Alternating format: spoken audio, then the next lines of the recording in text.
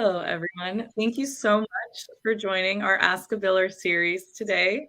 I'm Cheyenne. I'm the event manager at SimplePractice, and this is our Ask a Biller webinar series where we're going to be walking through some of your questions on insurance.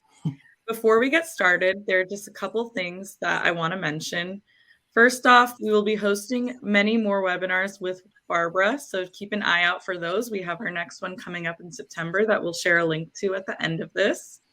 And speaking of Barbara, we're so excited to have her here today with us.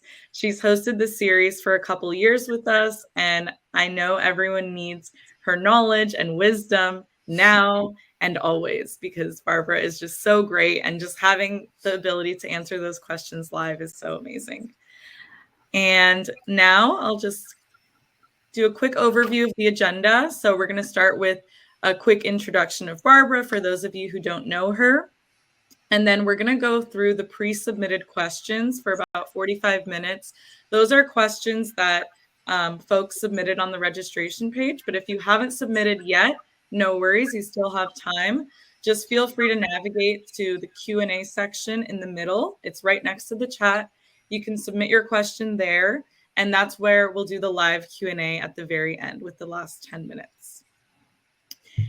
And we do have an hour here today. And before we get started, I just have a quick disclaimer to read off. SimplePractice does not provide insurance, billing, or legal advice. All views and opinions expressed by the presenter are not those of or endorsed by SimplePractice or its affiliates.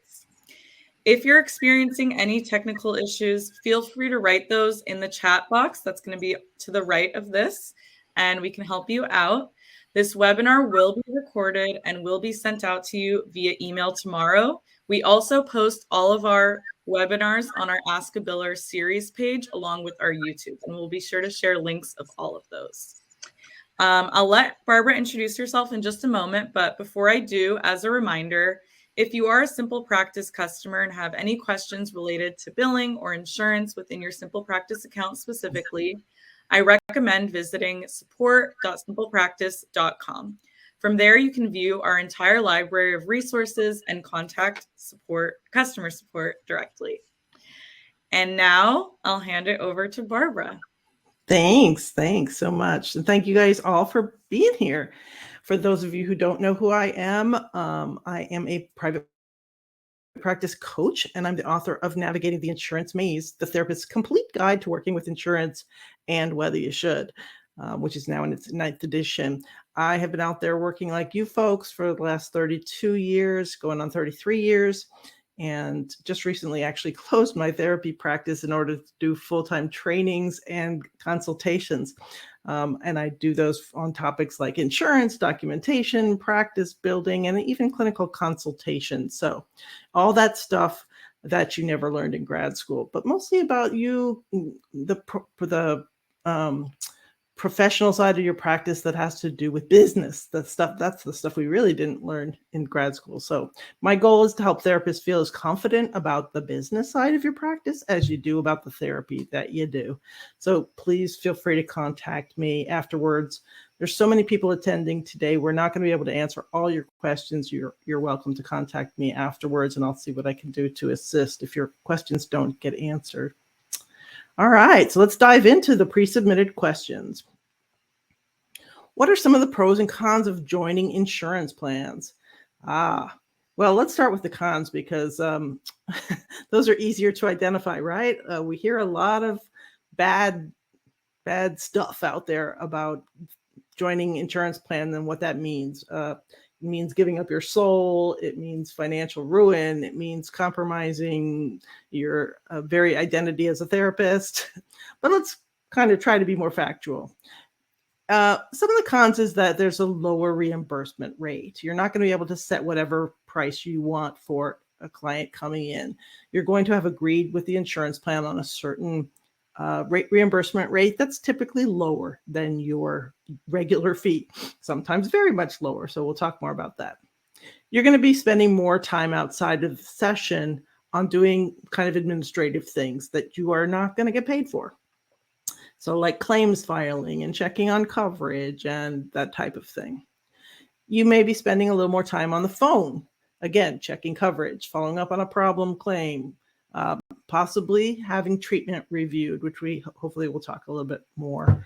That one's not as common, but that could happen. Now, here's another one that sometimes people don't think about. When you join a health plan, let's say I'm seeing somebody in my practice right now, and I join his insurance plan, become a network provider. I now have to go back to this private pay client who's paying me in full, let's say, and I have to offer him the plan discount rate. So I may go from, hey, maybe he's paying me $150 out of pocket, that's my full fee, to, oh, with his insurance plan, I have a discounted rate with them of $90 a session, and he gets to pay $15 copayment. So I may actually have an income decrease for that client. So it's just something to think about that that is part of the thing to factor in when you're joining plans. And if you're in network, something that's important, I've just become in network with XYZ insurance plan. No matter where the client comes to you, no matter how they got a referral to you, you have to offer them the benefit of XYZ insurance. So let me say that a different way. If an XYZ insurance, I'll just use a name. If a Cigna client comes to me and I'm on the Cigna panel, even if he didn't come through Cigna, even if he was just got my name through someone at his church or some other therapist, I have to ask him, what insurance do you have? And if he has Cigna, I have to give him the benefit of using his insurance, that discounted rate, and him just pay me just his copayment, which we'll talk more about all these things a little later. But I just kind of want to give a general overview here. Well, after hearing that, you're like, well, why would I ever join an insurance plan, right? Well, what are some of the pros? Definitely, insurance plans can fill empty slots in your practice. A lot of us are struggling to fill your insurance plan, your therapy slots. And sometimes a lower fee, like a $90 fee or an $80 fee, is better than a zero fee for that slot, right? It certainly provides less need to market yourself. A lot of us have difficulty marketing ourselves. We don't know how, we don't like it. And these, being on insurance plans, you're listed in the insurance directory, and that markets you automatically. I will say that in my 33-year practice, I was probably on insurance plans for about 31 of those. I almost never had to market myself at all. I just had tons and tons of clients who came to me through their insurance plans, which was lovely. There's a downside of that, of course. You have too many insurance clients, too many discounted clients, so I have a caution there. But some kind of balance is a really good idea in terms of keeping client flow. That is the pro. Also, you may lose potential clients if you don't accept insurance. I'm sure many of you have experienced this, that they can't afford to continue coming. So clients may stay longer, come more often, and you just experience less dropout if people can come and just pay a $10 copayment or a $30 copayment instead of having to be so much out of pocket as they might if they were seeing you privately. It really reduces some of the income fluctuations of an all private pay practice. And again, sometimes all private pay practice does have income fluctuations. And I'm kind of speaking very generally here, but the fact that you're getting you tend to, when you work with insurance, get a steadier flow of new clients to fill slots. Your income tends to be a little bit more even. And this is the reason I did it for so many years, was that it makes therapy more accessible to clients of all incomes. I saw all kinds of clients I never would have been able to see because they never would have been able to afford my full fee. And it really diversified my practice. So these were the reasons that spoke to my heart. So how do I choose which insurance plans to apply to? Someone asked. And someone else asked, how can I find out in advance what each insurance plan will pay me? Great questions. I don't think I have the answers on this one. Yeah, right. Okay, so how do you choose what insurance plans to apply to? That's a kind of very personal question in terms of it's hard to know. you probably the best way to do it is to ask around to other colleagues to see which insurance plans they work with, what their experience is with. But there's not like a lot of people ask, well, what's the best insurance company? I think if you asked 10 therapists what their experience is, they're going to give you different answers. Oh, I hate Blue Cross, or I hate Aetna, or I hate this, my favorite is this. So it's a bit difficult, but asking around can kind of give you a sense. But how can you find out in advance what each insurance will pay you? That's almost impossible. If you were to call up each insurance plan and say, what do you pay? They almost never will give out that information. It's very proprietary. They keep it very close to the vest. And the only time that they will usually tell you is that once you have filled out an application and they're interested in you and they come back to you and there it is in the contract. And there's a lot of steps before you actually find out whether it's worth applying to them. I mean, you can't find out in advance and say, hey, I want to know whether I should bother applying to you if your rates are too low. They usually won't give out that information in advance. So unfortunately, it's hard to choose which insurance plans to apply to. I would say, besides asking friends, the other thing I would say is that kind of find out what your clients, what are you getting the most demand for? Is it that you have a lot of Blue Cross clients who are coming to you and asking whether you take them? What is the demand in your area? Because in each part of the country, different health plans are kind of primary or have a stronger presence. Is it smart to be on multiple insurance panels? I would say one of the biggest mistakes that I made in my practice was that I got on too many. And, right now there's a lot of places that will panel you with a lot of insurance companies like Headway and Alma and these type of places. They will say, hey, we'll get you on 3 or 5 or 10 or whatever insurance panels. And sometimes we think, great, the more the merrier. And I'm not saying that's bad. I'm just saying you have to be careful. If you're on too many insurance panels, what I experienced was that every client who came to me, I would say, what insurance do you have? And they would pull out a card and I would be on the panel. So the bottom line is, yay, I always got to keep that client. But what happened is if I had 24 slots, they were all insurance clients, which meant they were all discount clients, which meant I had a lot of outside work between sessions for each one of them. So I kind of try to caution people, be careful about getting on too many insurance panels. You kind of shut the door on being able to have some clients who are just paying out of their pocket. What are the steps to joining a plan and how long does it usually take? Well, let's go through the steps because they're probably more involved than you think. Sometimes people are like, hey, somebody just approached me and said they have Blue Cross. How fast can I get on the Blue Cross panel? Like, can I make an appointment with them next week and get on the panel? So we're sometimes a little unrealistic. So what are the steps? Number one, you can call the plan or go to the plan website for some information to see whether you can get on the plan. But they may just right off the bat tell you they're full. And what I say is if they do, ignore them. That doesn't mean you shouldn't keep trying to apply because, and what does that mean they're full?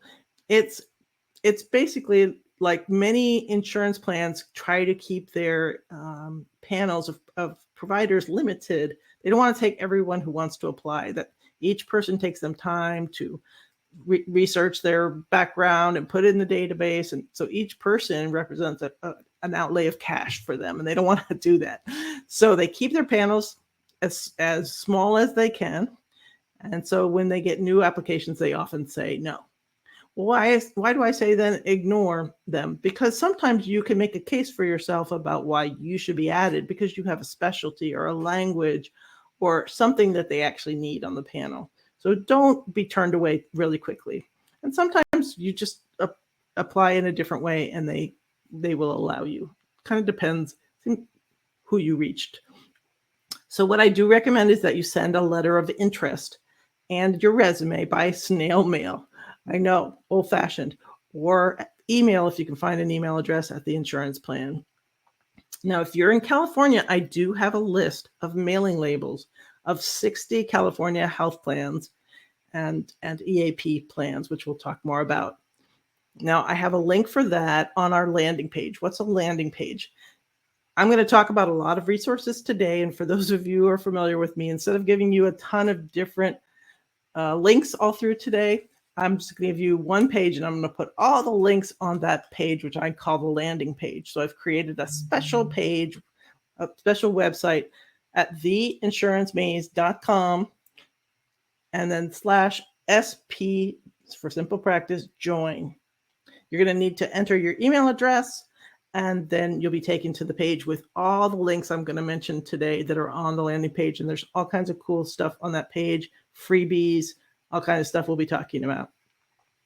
But anyway, if you're a California person, you can go to this link and it'll tell you how to get the 60 health plans. And they're mailing labels for insurance plans, and you can send out your letter of interest to all kinds of health plans and just see who responds.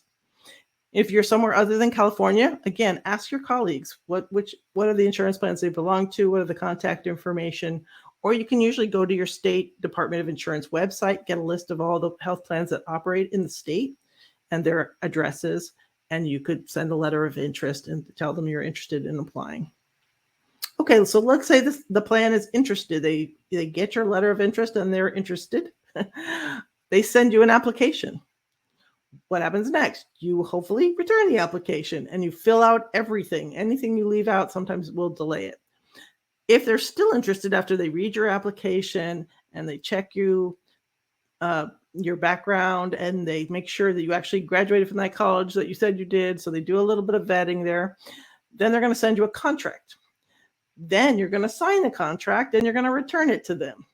Then they're going to countersign that contract and they're going to send you a welcome letter and say, welcome to our. So you can tell, hopefully, that this can take months. I would say 6 months would be a fast getting on a health plan, maybe 3 months, but 6 months is probably takes, something to consider. So you don't want to be telling your current clients, hey, sure, I'm getting on your health plan right now.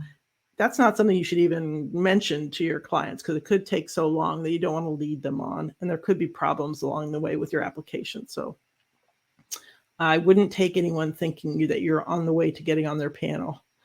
And just if they say they're full, try again in 6 months. So when I was going through trying to join health plans, I had a different folder for each health plan I was trying to join, what they said when I called them, what the phone numbers were, kind of notes to myself about when to call back. So whenever you get a client cancellation, you can just work on this if you're trying to join health plans. Now, the free resource that I'm going to put on the landing page, actually it's already there, is a sample letter of interest. So what should you say in this letter of interest you write to insurance plans?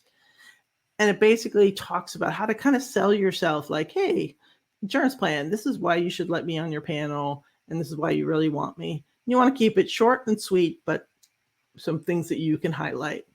And again, also on that page, and it's highlighted there in the yellow. I want you all to write that down or copy because we have a lot of follow-ups afterwards. What was the landing page again? Where do I get those free bonuses? Write it down. It's theinsurancemaze.com/SP join, highlighted in yellow. And that's where you're going to get the bonus 50 health plans linked to the mailing labels. You're going to get this sample letter of interest. You can join my mailing list. There's lots of other resources there. Okay. Question: do all clients with health insurance have the same coverage? So I just went ahead and answered this one. No. Even clients who have the same health plan may have different types of coverage and copays. So sometimes people think like, hey, if you have the health insurance, everyone has the same coverage. Aetna and Cigna and United, that they'll all have the same coverage. Not at all. They can be wildly different. And even 3 Cigna people could have different coverage. So let's look at these. Let's talk at some basic definitions when we go forward. Number 1, I'm going to talk about network or panel providers. I'm going to use these 2 terms interchangeably. This just means you've signed a contract with that health plan to provide services for their members, and you've agreed to a certain rate, and that you're going to handle the claims for them and a couple other things, which I think we talk about more later. So what's an out-of-network provider? That's anyone who hasn't signed a contract with that particular health plan. Deductibles. What's a deductible? That's a certain amount of money that the client has to pay out of pocket before the insurance plan starts paying dime one. Now, do all plans have a deductible? No. Sometimes clients have ones that have a zero deductible, which is great. That means right away the insurance plan will begin. But sometimes can it be waived is one of the questions. Sure. Certain insurance plans, if you check the client's coverage, it is waived if they see a network provider. So they don't have to pay out of pocket right away. Now, the other thing you should know about deductibles is they often restart in January of the year, but sometimes they start mid-year or September or March. So always when you're checking deductibles, ask when it starts, because sometimes in the middle of the year you're going along, the client's paying their $10 copayment or something, and all of a sudden, boom, their deductible starts and they have to start paying the full amount of your session. This is a little side note, but during the deductible period, the client pays you just the contracted rate. They don't pay your full fee. So the contracted rate is what you've agreed on with the health plan. You can't bill them your full rate ever, since you have a contract with that health plan to only charge them whatever the amount is that was in your contract. Now, what's the difference between a co-payment and co-insurance? Most people out there, if we were having this live, would not know the answer to this. And I didn't know the answer to this till I had been practicing about 15 years and wrote my book. A co-payment is when your client has a policy that has a flat rate that they pay every time they come in. $10, $20, $30. That's a co-payment. If your client has a co-insurance, it's when they have a percentage rate. That means if your contracted rate with the insurance plan is $100 and they have a 30% co-insurance, they're going to pay $30 for that session. So it's going to be a percentage of your contracted rate. So that's just something for you to know the difference between those two terms, because it can matter. All right, so what types of coverage might your client have? A few more definitions here. Your client could have an EAP. A couple people asked about that. That's an employee assistant plan. This is basically a free service that's provided through the client's employer to employees or family members. And they only cover network providers. So if a client comes to you and says, oh, I have an EAP through my employer, and it's the XYZ EAP plan, and you're like, yeah, I don't belong to that, you can't get, the client can't see you and have it be free to them through this EAP plan. They have to go to somebody who is a provider for their EAP plan. So you can become an EAP provider. You don't have to work at the client's employer. These are just therapists in the community, like all of us are, and you can become part of an EAP network. Now then, this client might have four different types of actual insurance. They might have an HMO, which is a health maintenance organization, or an EPO, an exclusive provider organization. That's less common. And these two, the only thing you need to know about all these alphabet soup is for these two, they only cover network providers. So if somebody comes to you and says, hey, I have a Cigna HMO, and you're not a Cigna provider, it's not going to cover you. Okay. You have to be on the network for you to be covered. If that client comes to you and says, I have a Cigna PPO, which is a preferred provider organization, or a POS plan, point of service situation, they cover, in most states, in-network and out-of-network therapists. So usually the client pays more when they go out of network, but there's usually going to be some level of coverage. So that's something very important to know. So your clients, Dimitri, Maria, and Ciara, may all have Cigna insurance, But if one has an EAP, one has an HMO, and one has a PPO, their coverage is going to be wildly different, right? Dimitri is going to pay nothing for his EAP sessions. Maria has to go see a network provider because she's got an HMO. And Ciara, who has the PPO, can go see anyone and get different levels of coverage. So just kind of keep in mind, this is why insurance is can be complex until you kind of learn the ground rules here. If I get involved with insurance, what am I really agreeing to? That was one question. And another one that I thought kind of went along with that was, can I limit how many clients I accept from a plan? Ooh, great questions. So if you're a network therapist, what are you agreeing to? You're agreeing to submit the claims for the client. You can't just tell the client, okay, yes, I'm a member of Cigna and you're a Cigna person. So you just pay me and here, I'll give you the claims to submit. No, part of your agreement is you are going to submit the claims. Now, you don't have to submit the notes for each one. Somebody asked about that. You don't have to submit the notes with each claim. You're just submitting, hey, I saw this person on this date and here's how much I charge. My charges, not that they pay attention to that part. And usually most network therapists do submit electronically in some way. There's lots of options. We probably don't have time to talk about those today, but usually you're submitting some way via the internet. And then you're usually accepting a discount fee, as I mentioned, which I'm going to call your contracted rate. Whatever your contract said was the amount that they wanted you to agree to. Anytime a member comes to see you, and you're agreeing that you'll only collect the client's co-payment or co-insurance and any deductibles. So during the deductible period, they have to pay out of their pocket until the insurance kicks in. And then the insurance pays you the rest up to your contracted fee. Now, you don't have to accept all clients referred to you from a plan. Thank goodness, because sometimes I was getting like 5 referrals a day from some health plans. No, you never have agreed to see all health clients referred by a plan. But you cannot turn insurance clients into private pay. You can't say, hey, Blue Cross client, you came to me. I have too many insurance clients as it is. So I can only see you if you pay out of your pocket. Okay, so you just breached your contract with Blue Cross, which is, you agreed that whenever a Blue Cross client comes to see you or a Cigna client or whoever, you will give them the benefit of their insurance contract. You can't turn them into private pay clients. Do insurance companies dictate the type of therapy and number of sessions you can provide? Great question too. I would say in general, no. There's a little caveat there.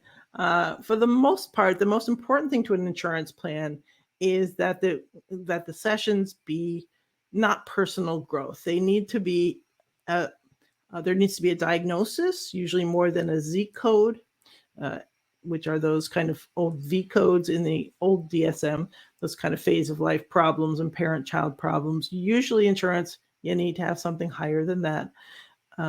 But they're usually looking more at, are you working on a diagnosis? Is the type of therapy you're providing reasonably associated with good outcomes for that diagnosis? They don't want to say, well, you staring at them the entire time and this person is in severe depression. They probably don't think that's going to be good enough. But for the most part, they're not going to check on you what kind of therapy you're providing. Occasionally they can, which we'll talk about later. But for the most part, they don't dictate the type of therapy. Number of covered sessions, most of your clients you're going to find have unlimited sessions. That's based on some basically law, the Affordable Care Act and the parity provisions, that clients now usually have unlimited sessions, again, based on what they call medical necessity, based on whether the insurance plan thinks that you're reasonably not just doing personal growth work. Are there times I can't bill insurance for my session? Okay, so this goes a little bit to what we were just saying. Yes, you can't bill when the client's just doing personal growth. They've got to meet what's called medical necessity criteria. which means they have a diagnosis, usually more than a Z code, and adjustment disorders are usually okay. I don't know how this rumor got out there, but some people tell me, well, I know I can't bill for adjustment disorder. Well, that's usually not the case. And you just have to be able to argue that the treatment that you're doing has a connection to reducing symptoms of that diagnosis. It's not a really high bar, I think, for most of your clients. Are there extra steps to take with insurance to be considered an out-of-network provider? If I choose not to join a client's insurance plan, what does that mean for my client? And what's a super bill? Lots of questions I just kind of put on this one slide that were about out-of-network provider. So what if I don't want to bill? This whole insurance stuff sounds like too much work. What do I have to do to sign up to be an out-of-network provider? And most of the time, you don't have to do anything. You are just automatically an out-of-network provider if you didn't sign a contract with that insurance plan. So just watch what you sign, I guess. Make sure you don't sign up with any insurance plan, and you're pretty much automatically out-of-network provider. The only caveat there is, I think, Medicare. If you are eligible to be a Medicare provider, you need to opt out formally if you want to be able to see Medicare people in your private practice. I have a whole article on that if people are interested in that. It's on the article page of my website. But anyway, and TRICARE, I think you have to fill out a form to be an out-of-network provider if you want to see a TRICARE person. But other than that, with your normal insurance plans, you don't have to take any steps to be an out-of-network provider. What does it mean for a client if I don't join their insurance plan? Well, again, you look to see whether they have a PPO plan or a POS plan, which has some level of coverage for out-of-network people. So you can have them call their insurance plan. You could even call their insurance plan and see what kind of coverage they have to see you.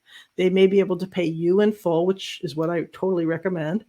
And then you give them a super bill, which we're going to describe in a minute. And then they turn that into the insurance plan. And they may be able to get reimbursement. So yay. Or some level of reimbursement. Maybe definitely not for every dollar they paid, but hopefully for some. Now, what is a super bill? A super bill is basically an invoice that you give to the client that they turn in. The reason we use the word super bill instead of invoice is because a super bill has to have some extra things that an invoice doesn't have on it. It needs to have a diagnosis.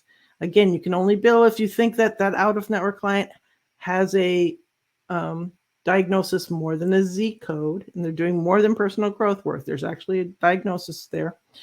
So you put that on the super bill. You're going to need procedure codes and CPT codes, and so some things that might not be on your invoice. You're going to need, if it was a telehealth codes, so all of those type of things. So make sure that your super bill has all the things on there. It's going to need your tax ID. It's going to need your national provider identification. So it's a souped up invoice that you use for out-of-network clients. All right. How can I avoid the most common mistakes that new clinicians make with insurance billing? Yeah, great. So to be sure you get paid, here's a couple of really quick. I kind of sat back and thought about this, and I thought, number one, you have to be very organized. If you're going to get started with insurance, you really need to be organized. You need to be able to have a chart for each one of your clients. You need to figure out which claims have been submitted, when were they submitted, which ones didn't you get paid on. You need to file your claims quickly so you can find out if there's a problem. Some of you folks are out there and you're submitting claims every 3 or 4 months. And sometimes you're like, oh, it's gone past the claims filing deadline, because some insurance plans only give you 3 months to file a claim. So if you file it after that time, you're not going to get paid for those sessions. So you need to file the claims quickly. Make sure you find out quickly if clients haven't paid their premiums, so that maybe they gave you this information and it's actually that information. You need to be checking that coverage up ahead of time. Have a system to just make sure you've been paid for all your sessions and follow up if you haven't. A lot of people submit claims and then they never really kind of pay attention to whether they got paid. By the time they go back and say, hey, I never got paid for January sessions, it's now so late that you might not ever get paid. Don't build up debt with clients. This is my number one advice, especially if you're out of network. Collect the full amount from a client at each session. Basically, even if you're giving them an invoice, you want to make sure that you're always being paid. We work in a very volatile profession. People get mad at us. People have changes in their financial fortunes. We build up debt with clients, and then sometimes it comes back to bite us in the butt. So I would say, as much as possible, make sure that clients pay as they go, or have a credit card on file so that you charge every session as it happens and you are constant. There's no debt being built. And if you're in network, the same thing. Make sure you're collecting the client's share at every session. Also, the other biggest tip I have, the biggest mistake that people call me for a consultation and they're out a whole bunch of dollars. And very often it's something that if they had called the insurance plan before seeing the client, they would have known that this was going to be a problem. I would say most of the time. So the number one thing, if I can advise you one thing, it's to call the insurance plan to check coverage before seeing the client. Don't make any assumptions. And frankly, don't believe anything your client tells you about their coverage, because sometimes they've got it wrong and you're the one who's in trouble when they give you wrong information. So I actually get on the phone and call the insurance plan to check coverage. I know there's other ways. You can check online. You can do this, do that. I don't find that those are as thorough. And if I call, and sometimes I have to sit on hold a bit, but I'm willing to do it because I want to talk to a person. I want to get a call confirmation number. I want to basically be able to ask a follow-up question if I need to about this person's coverage. And usually I can't find any other location that has as accurate, up-to-date information that answers all my questions. So what should you ask? Again, I've got you covered here. On our landing page, I've posted a free resource that I think you're going to find really helpful. It's called Checking Coverage, 13 Essential Questions. And you can just download that and start using it right away. It has a list of all the questions you should ask the client on the phone before you call their plan, and then all the questions you should ask the plan. And I would much rather ask all these questions than turn around to the client and say, look, I called your plan and it turns out, we thought you were covered, but you're not, la, la, la, la, or you have a deductible of $6,000. And so the first X number of sessions or a million sessions are going to be, you're going to need to pay $100 each time you come in. And they may say, I can't afford that. Well, you want to know that before they start therapy. So to me, you do the client a favor, you do yourself a favor if you make that phone call ahead of time. So again, on our landing page, we've got this free handout. We've got the sample letter of interest, all the other links that I'm going to be talking about, and lots of other bonus resources. Will insurance cover couples and family therapy? And how do you bill for this? This is a huge topic. I've got a 2.5 hour webinar on this.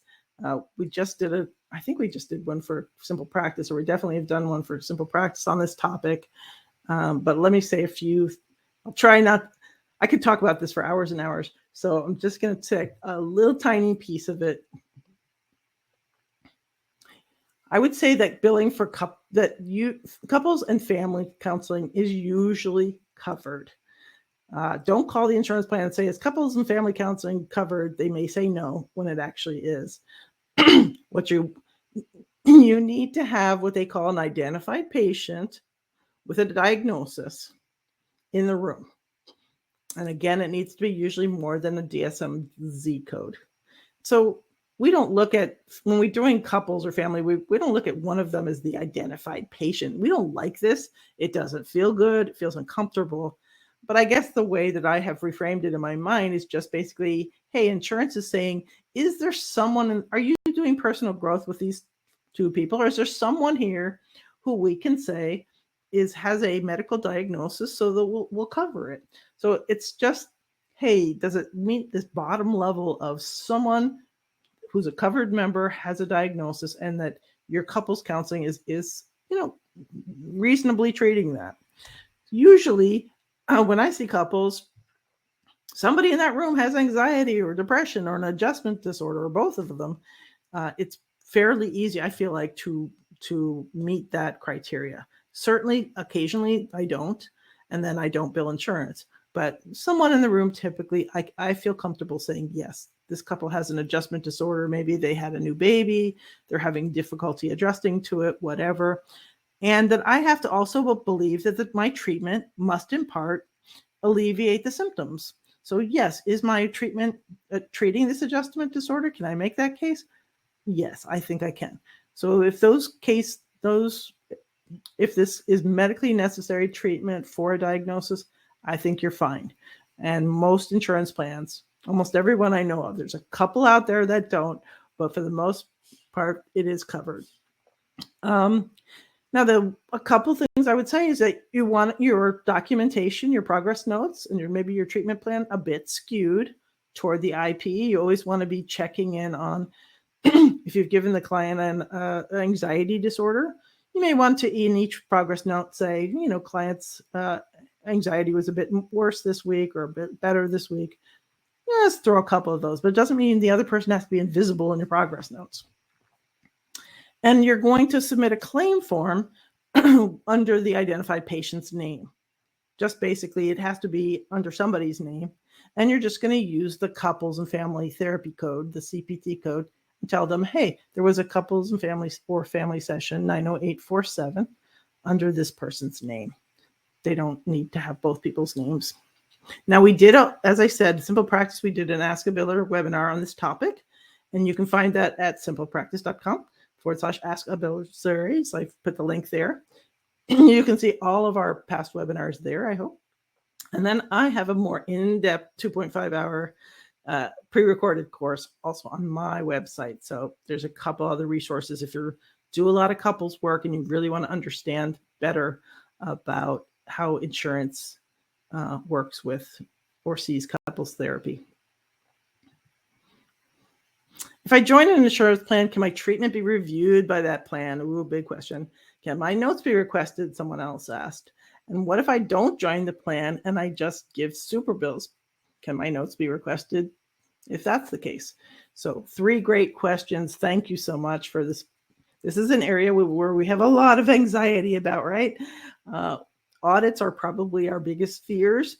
I will tell you, yes, if you join an insurance plan, your treatment could be reviewed and your notes could be requested. I wouldn't say those things are, if you were on a Facebook group right now, you probably get the feeling that this happens every day to people all over America. And it's, if you join an insurance plan, that's going to happen to you all the time.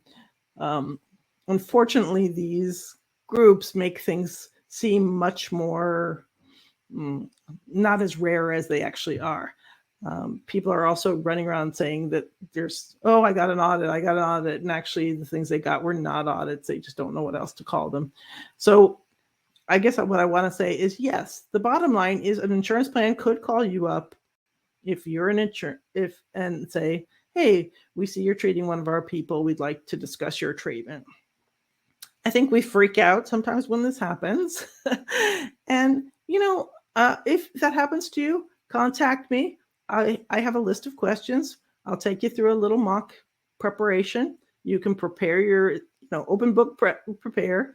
And then what people tell me is, when I had the final, it's a phone thing. When I had the final treatment review with the case manager, it was way easier than the one I prepared with you. It was like a cakewalk.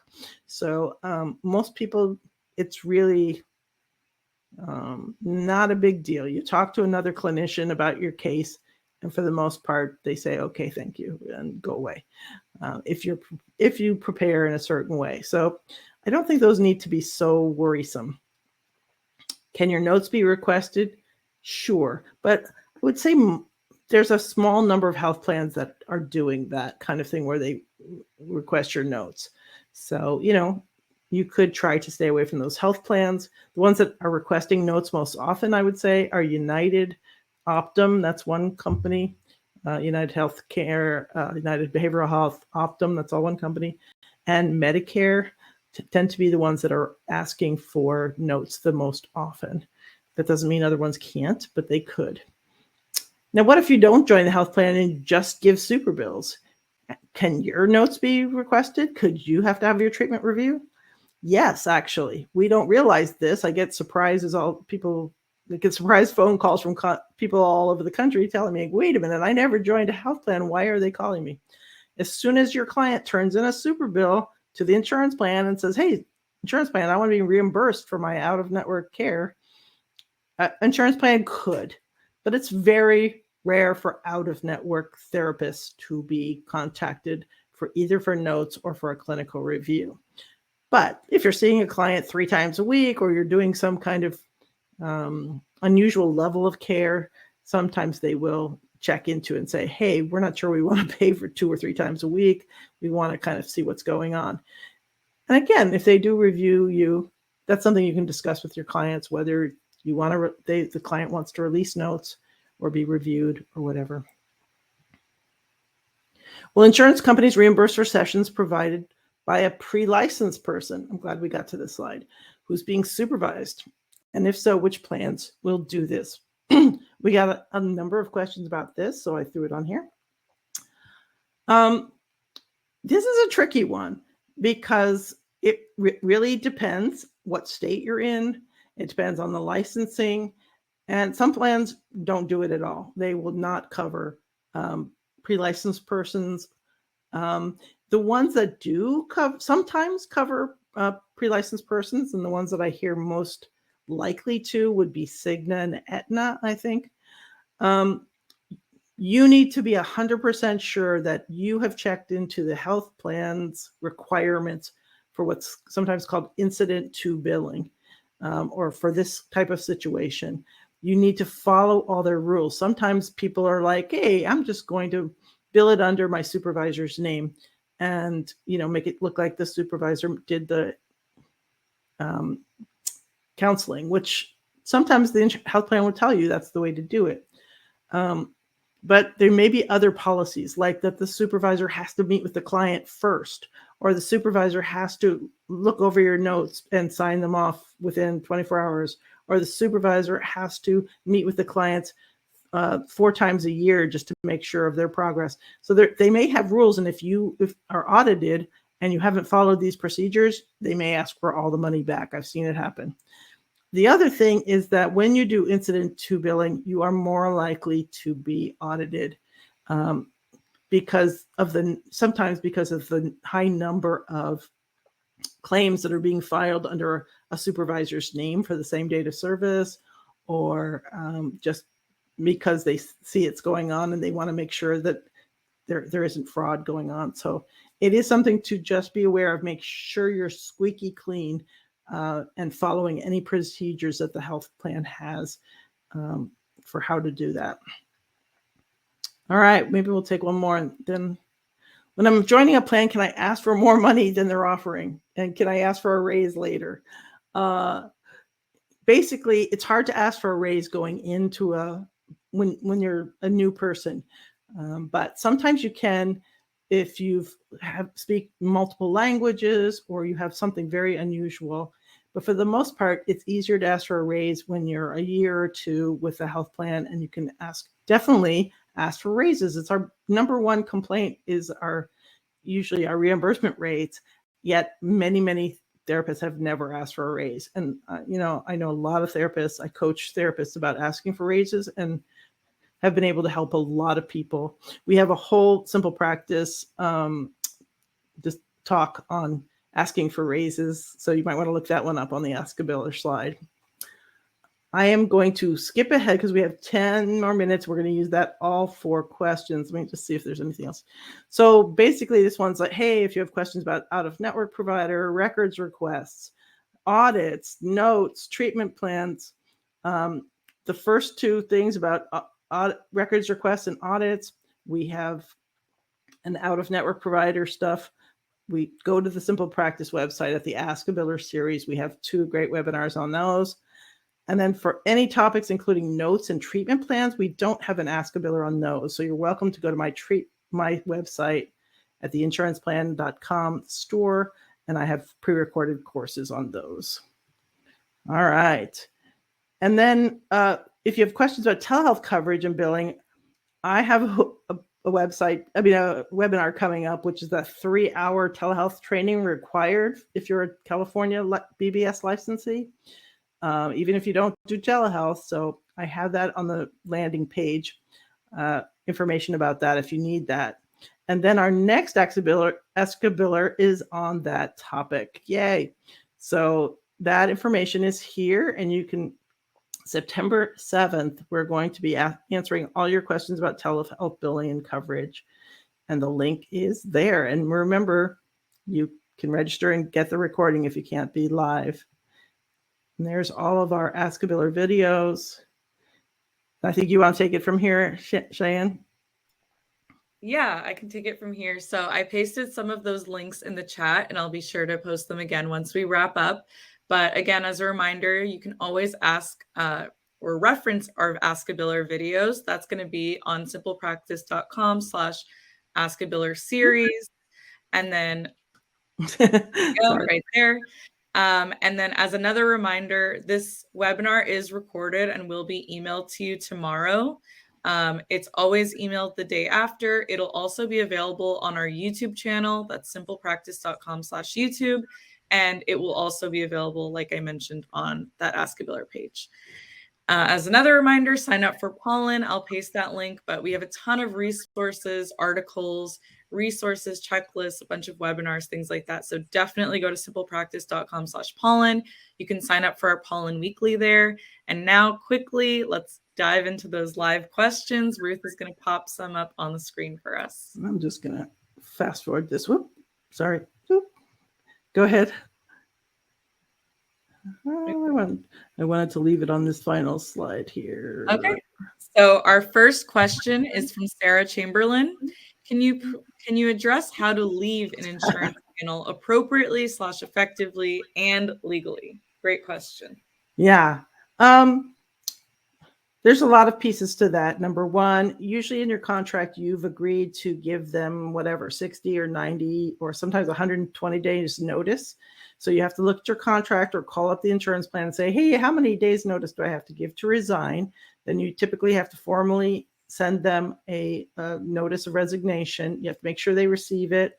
Then you have to wait for them to actually and follow up and hound them and make sure you get in your hot little hands. Okay, we got your request to resign and your last date is.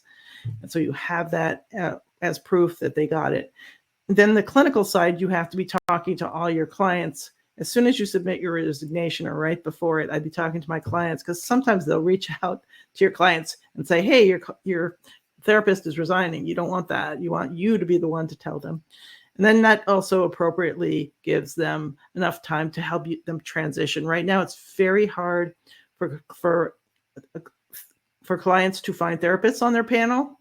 We probably all know that. So sometimes you have to give 3 months to try to help clients find appropriate referrals. So you want to document what you've told the clients. You want to follow up in an email saying, here's what our discussion was and here are what options you have.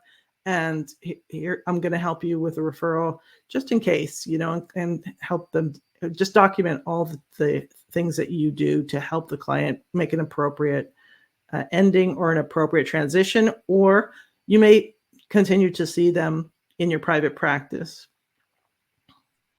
Okay, and we'll take the next one. This one's from Paula.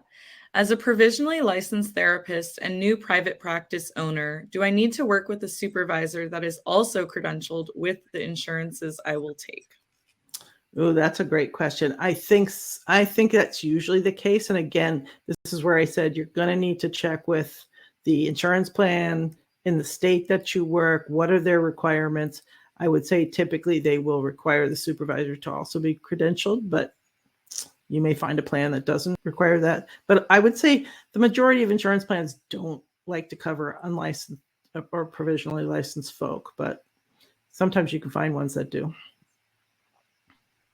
Awesome. Our next question comes from Monica.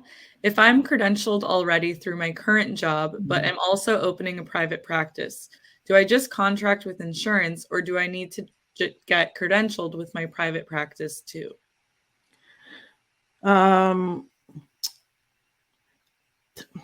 So this kind of begs a bigger question, which is basically, if you're working at a clinic or a hospital or a group or something like that, and you're credentialed with an insurance plan, let's call it again United, and you're opening a private practice, but maybe in your private practice you don't want to be credentialed with that insurance plan, that's possible to do because you're billing under two different tax ID numbers. Over here, you're billing with the group's tax ID, and that's the in network.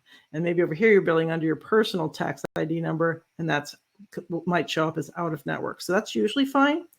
If you want to be in network with this private practice too, you may have to do a separate application to the insurance plan because over here, the group was the one that contracted you. Now, it depends, though. The group may have had to fill out an individual application for you, and you may already be, it's kind of complicated. So you have to call the individual insurance plan and say, hey, how am I contracted with you? Do I just need to add another location if I'm individually contracted, even though the group's using the billing? Or am I only contracted through the group? And so I have to submit a individual application. But the thing to keep in mind is they may say, no, we don't want any more individual providers in your area. We only liked this group here. We don't need individual providers. So you might be turned down. So it's something to just be aware of. And our next question comes from Kimberly. What options are there for seeing clients who want to use their insurance while awaiting credentialing, since the process can take months? Yeah, I mean, basically, like I said, I wouldn't tell any of those clients that I am awaiting credentialing because I don't want to keep them on a string. I would just treat them as if they're out of network clients, and you check into their benefits the same way you would say if they have a PPO plan or a POS plan, they might have some ability that you give them a super bill and they turn that in and they get reimbursed. There are some other options to help them financially if they're having struggles with that. Like that's a bigger topic than we can talk about here. But for the most part, you just have to see them as out of network people until you have that exact date when you are effective with the health plan. Thank you. And our next question comes from Christy. I heard you say that if they have insurance we are credentialed with, we must go through their insurance. I have heard of some agencies that offer a discount if they don't have to bill your insurance. You get a date of service discount if you pay that day. Is this not allowed? I'm guessing that I don't know if this is an out of network situation. I mean, if they are not contracted with your insurance and they're just saying, hey, I'm not contracted, we can either submit a bill for you or we cannot submit a bill for you and we'll give you a discount, that would probably be okay. But if they're actually contracted with the insurance plan, right, they cannot say, we're not going to bill your insurance. That's not something that they can agree to. The only way you get out of that contract is if the client comes to you and says, look, I know I could use my insurance with you. I don't want to. It's completely you didn't steer me. You can't say a word to the client to steer them in that direction. But if the client says, look, I have confidentiality concerns, I don't want to bill my insurance. Well, then you get that in writing. Like, I waive my ability to use insurance, but it's completely the client's call. You didn't steer them in that direction. I think we have time for one more from Heather. Do in-network providers have any recourse if we have a grievance with an insurance company? an advocate or department in state government? Yeah, and this is a very underutilized route. I've used for those of us in California, I've used the California Department of Managed Healthcare and filed complaints several times and been very happy with the results. Sometimes it depends on the health plan. You have to look at who oversees it. It could be in your state, the Department of Insurance. So you have to find out who is the oversight agency and file a complaint. And usually you can do it online. Is it time consuming? Yes. But I'm like a dog with a bone when it comes to, getting my money from insurance plans and just complaining about them. And sometimes when the state knocks on their door, suddenly that check that, arrives, like they don't like it when the state knocks on their door and says, we've had a complaint against you. So yes, definitely check out your state Department of Insurance, or for California, we have a state Department of Managed Health Care. You can just Google that. And we have both. So you have to figure out which one the health plan is governed by. All right. Well, I think that's a wrap on this one, Barbara. We're right at time, but thank you so much, everyone, for tuning in. Thank you, Barbara. I mean, as you can see, the chat is always flowing, and it's nice to see that some people can answer others' questions and things. Again, you'll be receiving a recording tomorrow, and we look forward to seeing you on September 7th at 12 p.m. Pacific time. And in that one, we're going to be covering telehealth billing and coverage update. So be sure to tune in. I'll paste the link one more time. You'll definitely get that via email too. And thank you all so much for being here today. Bye, Barbara. Thank you. Bye, everyone. Bye.